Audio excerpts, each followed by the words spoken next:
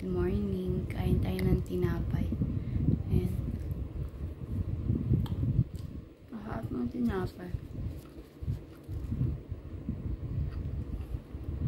Tapos, magtutupi ako kasi tulog pa yung mga alaga ko. Wala silang pasok ngayon. Wala silang pasok. So, magtutupi muna ako. Maghahanap muna ako ng tatrabahuin sa baba. Para mamaya, akyat na lang ako at maglilinis. Tapos, ayun. Kasi wala silang pasok. Masarap ng tinapay. Ito, almusal ko. Bumili yung amo ko ng tinapay kasi dalating yung bisita na alaga. Today is a lucky day. Sarap.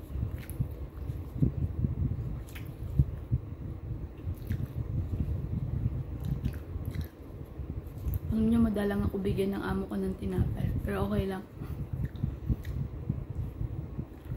Sarap.